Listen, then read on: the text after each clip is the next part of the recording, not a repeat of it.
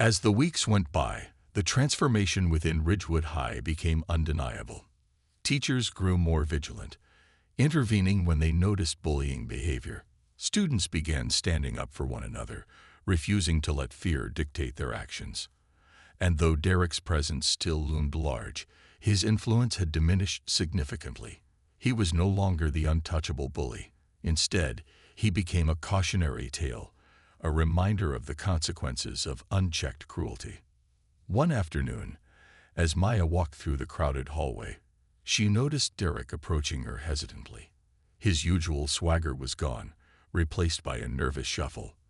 For a moment, she tensed, unsure of what to expect. But then he stopped in front of her, fidgeting with the strap of his backpack. Bud, Derek stammered, avoiding eye contact. I wanted to say I'm sorry. For everything. Maya studied him carefully, searching for sincerity in his expression. After a long pause, she shook her head. Sorry isn't enough, she said firmly, her voice steady despite the lump in her throat. What you did hurt me, and probably a lot of other people too. Saying sorry doesn't fix that. Derek nodded slowly, looking genuinely ashamed. I know, he admitted quietly. I messed up. Big time. I don't expect you to forgive me. I just needed to say it. With that, he turned and walked away, leaving Maya standing in the hallway. She watched him go, feeling a strange mix of anger and pity. Part of her hoped he meant what he said, that he was truly beginning to understand the impact of his actions. But another part of her knew forgiveness wouldn't come easily, not for him, and not for herself. As Maya continued toward her next class, she allowed herself a small smile. Change was happening, slowly but surely.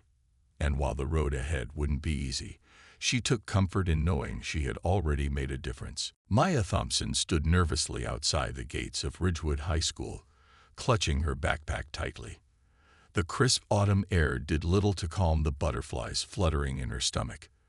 This was her first day at a new school, and while she tried to stay positive, Maya couldn't shake off the feeling that starting over wouldn't be easy.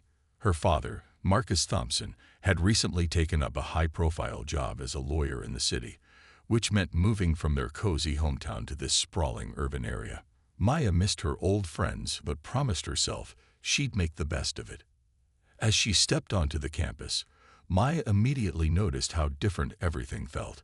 Ridgewood High buzzed with energy, students chatting loudly, laughter echoing through the hallways, and groups forming tight circles that seemed impossible to break into.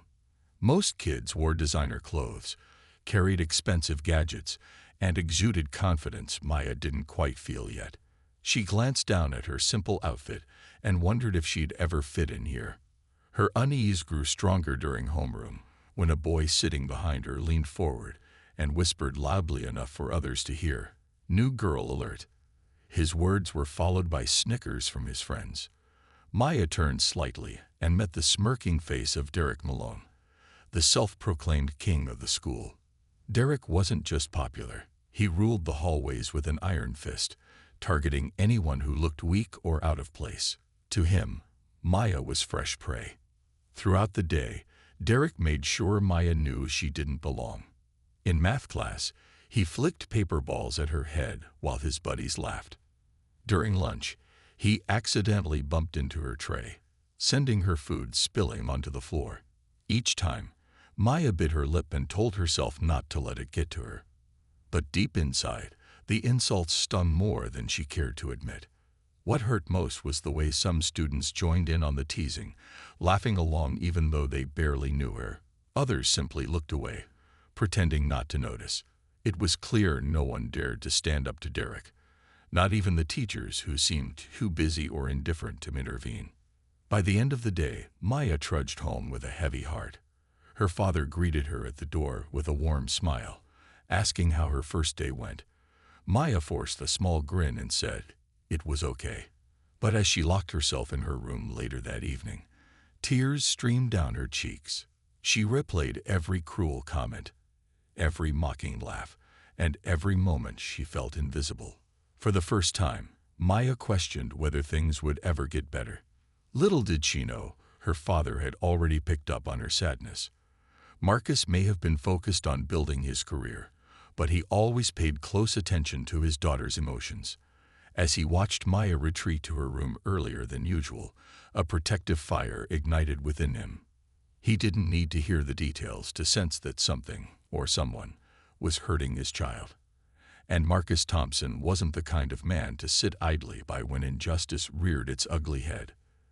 That night, as Maya lay awake staring at the ceiling, she couldn't have imagined the storm her father was about to unleash. All she knew was that tomorrow would bring another battle, and she hoped, somehow, she'd find the strength to face it. The days that followed felt like a whirlwind for Derek Malone. Once untouchable and confident, he now found himself walking on eggshells, unsure of who to trust or what would happen next. The news of his impending punishment spread through Ridgewood High like wildfire, leaving him isolated and humiliated. His friends, once eager to laugh at his jokes and cheer him on, began avoiding him in the hallways. Even teachers who had previously ignored his antics now watched him with disapproving glances. For the first time in his life, Derek felt truly alone. At home, the tension was unbearable. His parents, once proud of their son's popularity, were now frantic about protecting their family's reputation. They spent hours on the phone with lawyers, trying to figure out how to mitigate the damage caused by Marcus Thompson's firm. The legal letter weighed heavily on their minds, a constant reminder that this wasn't just a school issue. It could escalate into something far more serious. Derek's father paced the living room, muttering under his breath about those people making mountains out of molehills, while his mother alternated between tears and angry outbursts directed at her son. "You've put us in an impossible position," she snapped one evening, slamming her hand on the dining table. "Do you even understand what this means for our family, for your future?" Derek slouched in his chair, staring at the floor. He wanted to argue, to defend himself, but the words stuck in his throat. Deep down, he knew his actions were wrong. He just never thought they'd catch up to him like this. The realization hit him hard. He wasn't invincible. His arrogance, which had shielded him for so long, was crumbling under the weight of accountability. Meanwhile, at school, Principal Lewis acted swiftly to address the situation. Following Marcus's demands, Derek was suspended for 2 weeks, a punishment that sent shockwaves through the student body. It was unprecedented for someone like Derek, whose status had always shielded him from consequences. Students whispered about it during class, some expressing relief that justice was finally being served, while others worried about what it meant for them if they ever stepped out of line. But suspension wasn't the only consequence Derek faced. As part of his disciplinary action, he was required to attend mandatory counseling sessions focused on racism, empathy, and conflict resolution. At first, Derek resisted, rolling his eyes and grumbling about how stupid the whole thing was. But as the sessions progressed, he began to see glimpses of the harm he had caused, not just to Maya, but to countless others over the years. Slowly, painfully, he started confronting the prejudices he hadn't even realized he held. For Maya, watching Derek's downfall brought mixed emotions.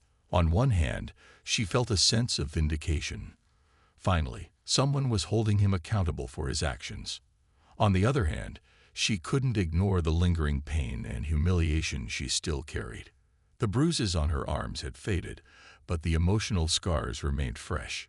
She often replayed the locker room incident in her mind, wondering if things could have turned out differently if someone had intervened sooner. Despite everything, Maya refused to let bitterness consume her. With her father's encouragement, she decided to use her experience as a catalyst for change. She joined the newly formed anti-bullying committee at Ridgewood High, determined to create a safer environment for students like herself.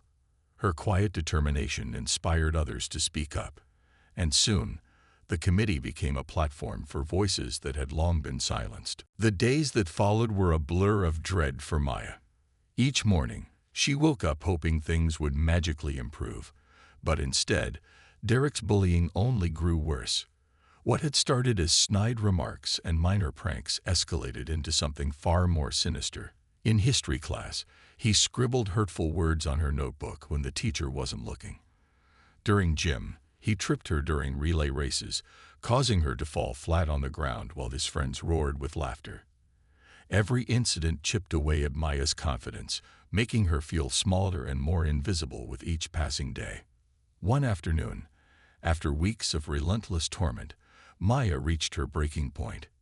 She was changing in the locker room after gym class when Derek walked in, flanked by two of his cronies. They blocked the doorway, trapping her inside. With a sneer, Derek began hurling insults, mocking everything from her braids to the way she spoke. "You don't belong here," he spat, his voice dripping with disdain. "Go back where you came from." Maya clenched her fists, trying desperately to hold back tears. She wanted to scream, to fight back, but fear paralyzed her.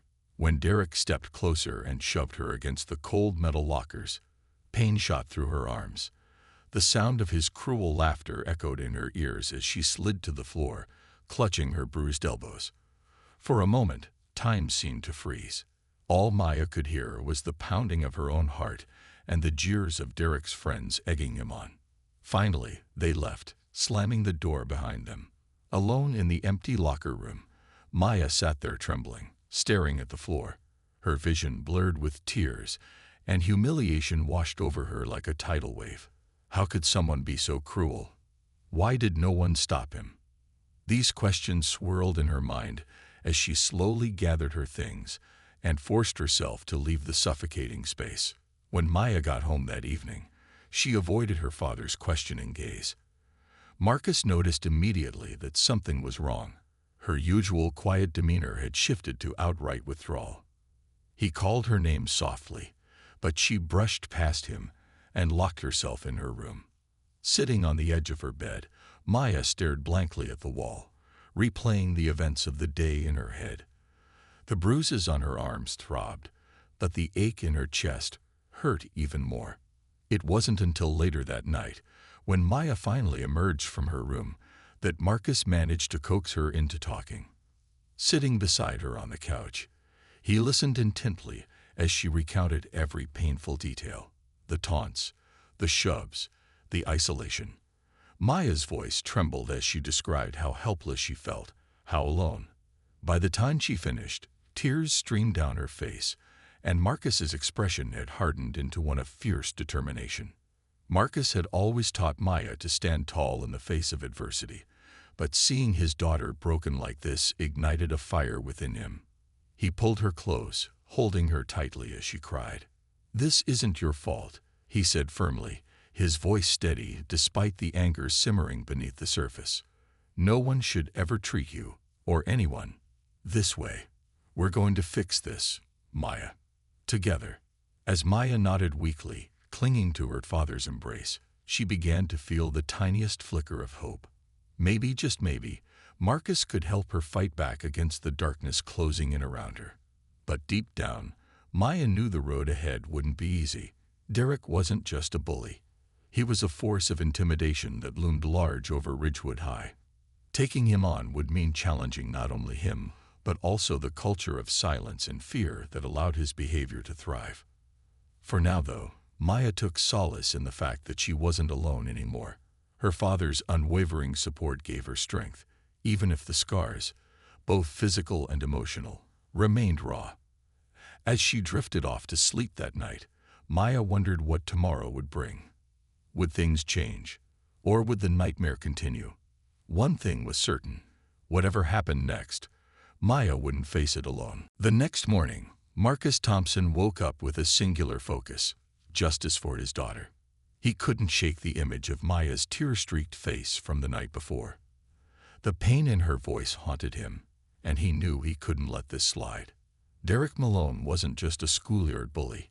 His actions were rooted in prejudice, and that made it personal.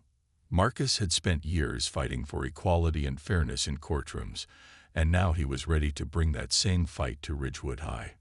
Dressed in one of his sharpest suits, a navy blue ensemble that commanded respect, Marcus arrived at the school unannounced. His polished shoes clicked against the tiled floors as he strode toward the principal's office, his presence turning heads. Students whispered among themselves, curious about the impeccably dressed man who exuded authority. Even the administrative staff seemed taken aback when Marcus introduced himself, stating his intention to speak with Principal Lewis immediately. Principal Lewis, a middle-aged man with thinning hair and a perpetually harried expression, greeted Marcus nervously. The name Thompson carried weight in legal circles, and Lewis quickly ushered him into his office, closing the door behind them. Sitting across from the principal, Marcus wasted no time getting to the point. In a calm but firm tone, he laid out the details of what Maya had endured: the verbal abuse, the physical intimidation, and the blatant racism she faced daily. He didn't raise his voice, but the intensity in his eyes left no room for doubt. This was serious. "This isn't just bullying," Marcus explained, leaning forward slightly. "This is harassment, and it violates both school policy and anti-discrimination laws. If action isn't taken swiftly, I'll have no choice but to escalate this matter further." He paused, letting the gravity of his words sink in. "I'm sure you understand the implications." Principal Lewis shifted uncomfortably in his chair, beads of sweat forming on his forehead. He stammered through an apology, promising to investigate the situation thoroughly. However, he hesitated when Marcus pressed him about disciplinary measures for Derek. Expulsion might be too extreme without concrete evidence, Lewis argued weakly, clearly hoping to avoid controversy. Marcus raised an eyebrow, his patience wearing thin. "Concrete evidence," he repeated, his voice still measured but laced with steel. "My daughter came home with bruises, Principal Lewis. Do you need photos of those bruises to consider this serious? Or perhaps you'd prefer a written statement detailing how your student verbally attacked her because of her race?" He leaned back, crossing his arms. "Let me make something clear. If you don't handle this appropriately, I will involve not only my firm but also the local education board and media outlets. Is that what you want for Ridgewood High?" The color drained from Principal Lewis's face. He nodded hastily, assuring Marcus that steps would be taken. As they wrapped up the meeting, Marcus handed over a folder containing documents he prepared overnight. Notes from Maya detailing each incident, along with relevant excerpts from state anti-bullying laws. "Consider this your official notice," Marcus said as he stood to leave. "I expect updates by tomorrow afternoon." As Marcus walked out of the school, his mind raced with possibilities. He knew the road ahead wouldn't be easy. Schools like Ridgewood often prioritize reputation over accountability, and Derek's influential parents might try to sweep everything under the rug. But Marcus wasn't just any parent. He was a seasoned lawyer who understood how to navigate systems and hold people accountable. For Maya's sake, he was prepared to go as far as necessary. Driving home, Marcus allowed himself a small smile. He thought about Maya, whose quiet strength reminded him so much of her mother. She deserved better than this, to feel safe, valued, and respected. And Marcus would stop at nothing to ensure she got exactly that. Whatever happened next, one thing was certain: Derek Malone had no idea who he was dealing with. By the end of the school year, Ridgewood High School had transformed in ways no one could have imagined. The once hostile hallways now buzzed with conversations about empathy, inclusion, and respect. Students who had previously walked with their heads down now moved confidently, knowing they had allies willing to stand up for them. Teachers, too, embraced their roles as mentors, fostering an environment where everyone felt valued. It wasn't perfect. There were still moments of tension, but the culture of fear that Derek Malone had thrived on was gone. For Maya, the changes weren't just external. They were deeply personal. She had started the year as a quiet, uncertain new student, unsure if she'd ever fit in. But through her courage and resilience, she had found her voice, and in doing so, inspired others to find theirs. Her leadership in the anti-bullying committee earned her recognition at the school's annual awards ceremony, where she received a standing ovation from her peers. As she accepted the award, tears glistened in her eyes, not from sadness but from gratitude. For the first time in a long while, Maya felt truly proud of herself. Derek's transformation was equally remarkable, though far less celebrated. He hadn't returned to his former status as the king of Ridgewood High, and he likely never would. Instead, he worked tirelessly to prove himself in small, meaningful ways. Whether it was helping organize events for the committee or simply offering support to someone being teased, Derek showed that he was committed to change. His efforts didn't win him widespread forgiveness, but they did earn him something more valuable: self-respect. One day, during the final week of school, Maya found Derek waiting for her outside the library. He looked nervous, clutching a folded piece of paper in his hands. "Hey," he began awkwardly, "can we talk for a minute?" Maya hesitated but nodded, following him to a quiet corner. Derek handed her the paper. It was a letter, written in neat handwriting. "I know I can't undo what I did," he said, his voice trembling slightly. "But I wanted you to know how sorry I am. You changed everything. Not just for me, but for this whole school. I'll spend the rest of my life trying to be better because of you." Maya read the letter silently, her heart softening despite herself. When she finished, she looked up at him and gave a small nod. "Thank you," she said simply. "That means a lot." Though Maya didn't fully trust Derek yet, she recognized the sincerity in his words. Over time, she realized that holding on to anger wouldn't heal her wounds. It was forgiveness, however difficult, that would set her free. She didn't offer it easily, but she left the door open for the possibility. As graduation approached, Ridgewood High celebrated its achievements with a sense of unity that had been absent before. The school hosted a special assembly to honor the students and staff who had worked together to create a safer, kinder community. Maya delivered a powerful speech, reminding everyone that change starts with individual choices. "We all have the power to make someone's day better, or worse," she said. "Let's choose kindness. Let's choose understanding. Because when we do, we build a world worth living in." The crowd erupted into applause, many students wiping away tears. Even Derek, sitting quietly in the back, clapped along, a bittersweet smile on his face. He knew he'd never fully escaped the shadow of his past actions, but he also knew he was on the right path. For the first time in years, he felt hopeful about the future. When the final bell rang on the last day of school, Maya walked out of Ridgewood High with her head held high. She glanced back at the building one last time, feeling the surge of pride. This place had tested her, challenged her, and ultimately shaped her into someone stronger. As she stepped into the bright sunlight, she thought about all the lessons she'd learned, not just about justice, but about resilience, compassion, and the power of standing up for what's right. And somewhere behind her, Derek stood alone in the hallway, watching her go. Though their stories were intertwined, their journeys were only beginning. For both of them, the road ahead promised challenges, but also endless possibilities. Together, they had sparked a legacy of change, proving that even in the darkest moments, light could break through. The next day at Ridgewood High unfolded like a storm brewing on the horizon. Word spread quickly among students and teachers that Marcus Thompson had paid a visit to Principal Lewis. Whispers filled the hallways, growing louder with each passing period. Some students were curious, others nervous, but everyone agreed on one thing: something big was about to happen. Derek Malone, however, remained blissfully unaware of the trouble brewing around him. Derek strutted through the school as if nothing had changed, his usual swagger intact. He laughed loudly with his friends during lunch, cracking jokes and boasting about how he'd put that new girl in her place. To him, Maya was just another target, someone too weak to fight back or cause any real problems. His confidence was unshaken, bolstered by years of getting away with similar behavior without consequences. But what Derek didn't know was that this time, things were different. Later that afternoon, Principal Lewis called Derek into his office.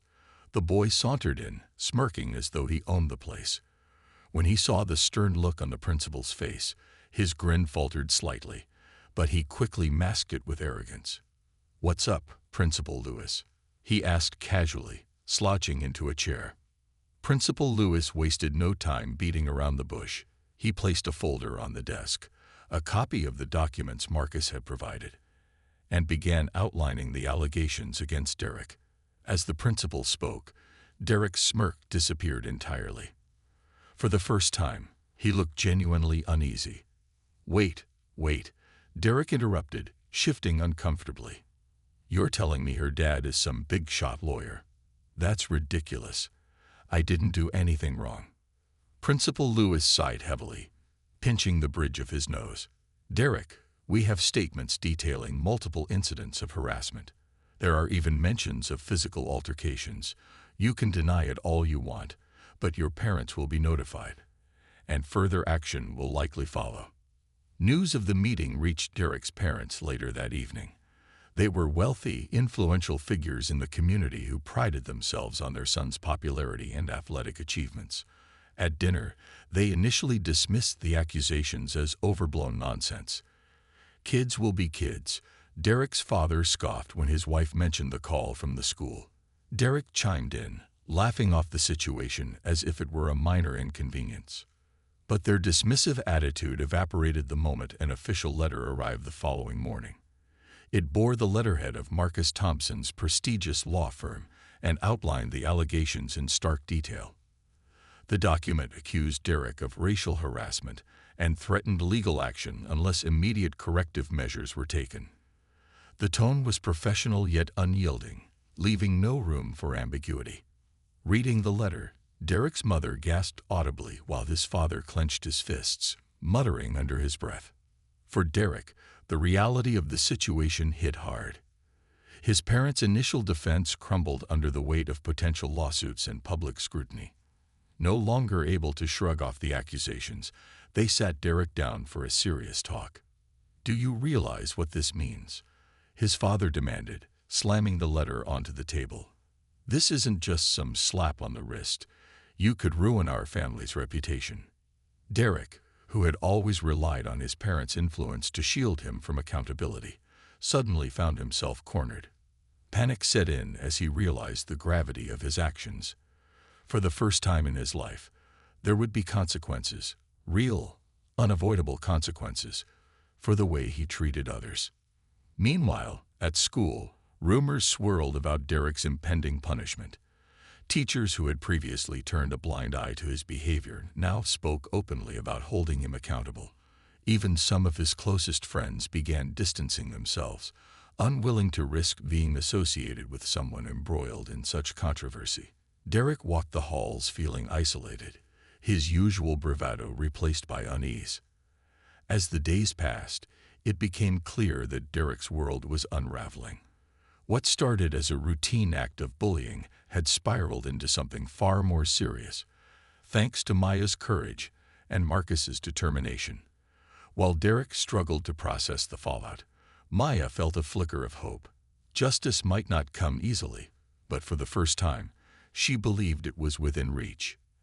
And deep down, she knew her father wasn't done fighting, not until Derek faced the full weight of his actions. The fallout from Derek's actions continued to ripple through Ridgewood High, reshaping the school in ways no one could have predicted. With Maya's courage and Marcus's intervention, the administration was forced to confront not just Derek's behavior, but also the culture that had allowed it to thrive for so long. Teachers who had once turned a blind eye to bullying began speaking up, sharing stories of incidents they'd witnessed or suspected. Even students, emboldened by the changes taking place, started coming forward with their own experiences. One teacher, Mrs. Patel, organized a town hall meeting where students and faculty could openly discuss issues like racism, privilege, and accountability. The auditorium buzzed with nervous energy as people filed in, unsure of what to expect. For many, it was the first time they'd ever been encouraged to talk about these topics honestly.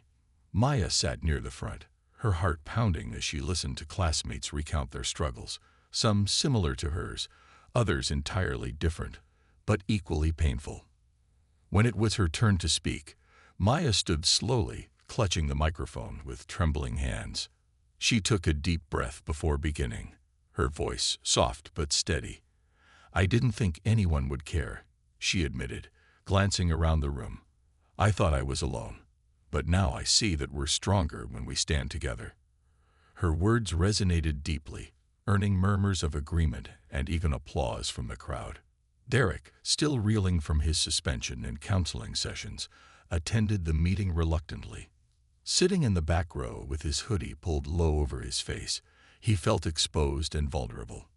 Hearing Maya speak and listening to other students share how his actions had affected them was gut-wrenching. He shifted uncomfortably in his seat, guilt gnawing at him as he realized the full extent of the harm he'd caused.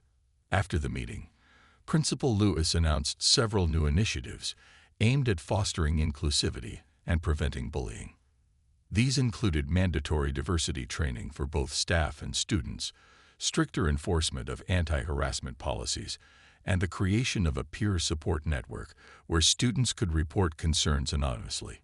Derek's parents, eager to salvage their reputation, offered to fund some of these programs, though their motives were met with skepticism by many. For Derek, the road to redemption was anything but easy. Returning to school after his suspension felt surreal. Once greeted with admiration and fear, he now faced icy stares and whispered judgments. Some students avoided him altogether, while others confronted him directly, demanding answers or simply venting their frustrations. Each interaction chipped away at his defenses, forcing him to reckon with the person he'd become. His counseling sessions proved especially challenging. At first, Derek resisted the process, dismissing the exercises as pointless. But over time, he began to open up, admitting things he'd never dared to acknowledge before. He talked about growing up in a household where success and dominance were prized above all else, and how that mindset had shaped his behavior. He confessed to feeling insecure beneath his confident exterior, using cruelty as a way to mask his own fears. It wasn't an excuse, it was an explanation. And for the first time, Derek allowed himself to feel remorse. Despite his efforts to make amends, forgiveness didn't come easily. When Derek approached Maya again weeks later, this time with a handwritten note expressing his regret, she accepted it silently, but made it clear that trust couldn't be rebuilt overnight. "Actions matter more than words," she told him firmly. "If you really mean what you say, prove it." Derek nodded, understanding that earning back respect would take time and work. He threw himself into the school's new diversity initiatives, volunteering to lead workshops and mentor younger students. Though some dismissed his involvement as insincere, others recognized his genuine desire to change. Slowly, painfully, he began rebuilding his relationships, one small step at a time. As the months passed, Ridgewood High transformed into a more inclusive environment. Conversations about race, privilege, and empathy became part of everyday life, rather than taboo subjects swept under the rug. Maya played a key role in this shift, using her voice to advocate for those who felt powerless. Watching her grow into such a strong leader filled Marcus with immense pride. He often reminded her that true justice wasn't just about punishing wrongdoers. It was about creating a world where everyone could thrive. For Derek, the journey was far from over. Every day brought new challenges, reminders of the damage he'd done, and the work still ahead. Yet, amidst the struggle, there was hope. Hope that he could learn from his mistakes.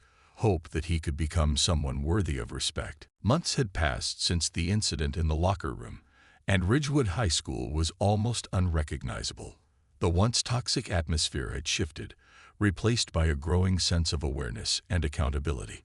Students who had previously stayed silent were now speaking up, not just about bullying but also about issues like racism, inequality, and mental health. Teachers actively encouraged these conversations, creating safe spaces for students to express themselves without judgment. It wasn't perfect. There were still moments of tension and discomfort, but progress was undeniable.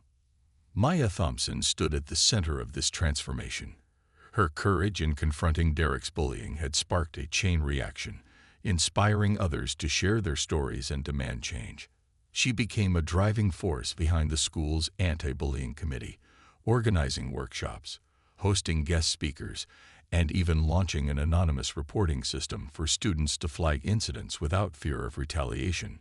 Maya's quiet determination earned her respect from both peers and teachers, turning her into a role model for many. One afternoon, as Maya pinned flyers for an upcoming event on the bulletin board, she overheard two freshmen talking nearby. "Did you hear what happened with that guy, Derek?" one asked. The other nodded solemnly. "Yeah, I heard he got suspended and had to do all those counseling sessions. Serves him right." Maya paused, glancing over her shoulder. While part of her felt vindicated hearing others hold Derek accountable, another part couldn't help but reflect on how much he'd change, or at least try to. Derek's efforts to redeem himself weren't always met with kindness. Many students remained skeptical, convinced his actions were motivated by self-preservation rather than genuine remorse. But there were small victories along the way. During a workshop on empathy, Derek shared his own struggles with insecurity and privilege, admitting aloud that he'd used cruelty as a shield. Some attendees clapped hesitantly, while others simply listened, their expressions unreadable. For Derek, it was a step forward, a chance to show he wasn't the same person he'd been months ago. Even Maya found herself softening slightly toward him, though she remained cautious. One day, after a particularly emotional committee meeting, Derek approached her again. This time, instead of apologizing, he asked how he could help. "I don't expect you to trust me," he said earnestly, "but I want to make things better, not just for you, but for everyone."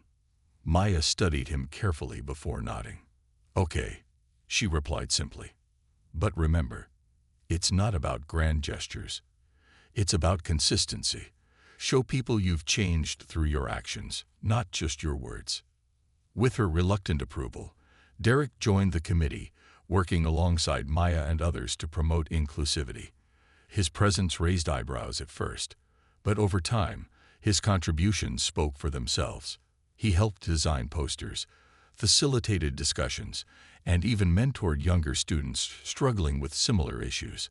Though forgiveness was slow to come, Derek's persistence earned him grudging respect from some and cautious optimism from others. As for Maya, she continued to heal. The scars of Derek's bullying hadn't disappeared entirely, but they no longer defined her. With her father's unwavering support, she channeled her pain into purpose, becoming a beacon of hope for anyone who felt marginalized or voiceless. Watching her grow into such a strong advocate filled Marcus with immense pride. He often reminded her that true justice wasn't about revenge. It was about breaking cycles of harm and fostering understanding. The ripple effects of Maya's bravery extended beyond Ridgewood High. Local news outlets picked up the story, highlighting the school's efforts to combat bullying and promote diversity. Parents and educators from neighboring districts reached out, eager to learn how they could implement similar programs in their own communities. What started as a personal battle for Maya had evolved into something far greater, a movement toward lasting change. For Derek, the journey was ongoing.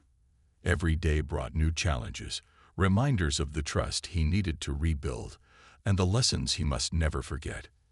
Yet, amidst the struggle, there was hope. Hope that he could continue learning, growing, and making amends.